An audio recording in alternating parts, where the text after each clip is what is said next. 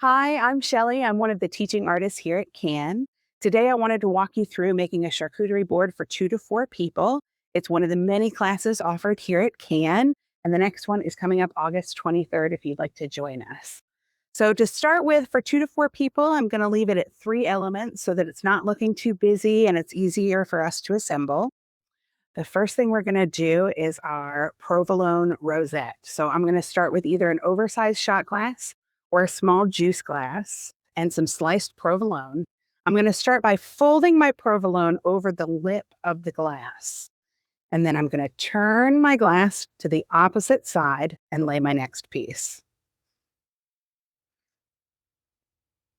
Folding in half. It really doesn't have to be perfect, just like in nature where we see lots of variances in flower petals. If some are a little bit longer than others, that's actually a good thing.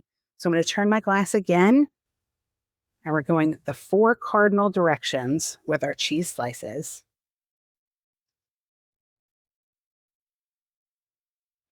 From here, depending on the size of your cheese and the size of your glass, you can opt to do a couple of different things.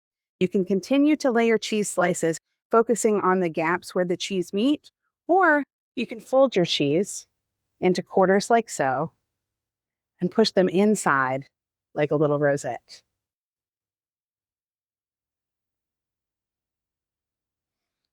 From here, we'll pick out on our board where we'd like this piece to go.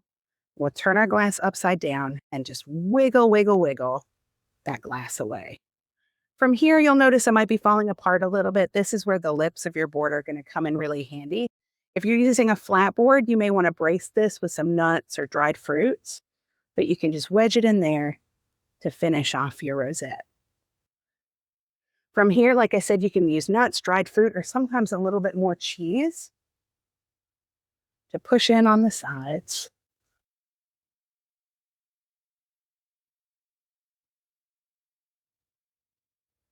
And complete the look.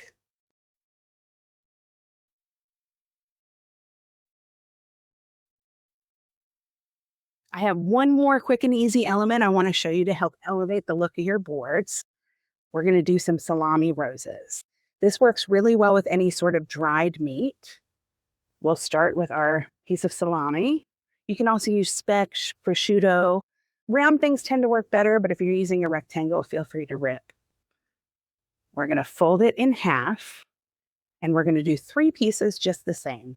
Folding in half and laying on top of each other about halfway over the piece before.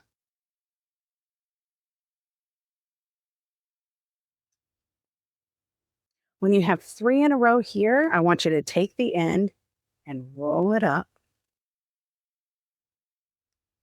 What we're doing here is creating the inside of our rose. There. From here, we can take some more pieces of salami, fold them in half, and wrap them around the rose to create those outer petals. Same thing, some longer, some shorter. It's the variance that's really going to help this look nice. And when you're happy with how it's looking, you can take a standard toothpick. Just make sure to tell your guests that they're in there. Fold it in half and fluff your outer leaves. From here, we can put this directly on our charcuterie platter and fill in the rest with the rest of our cheese.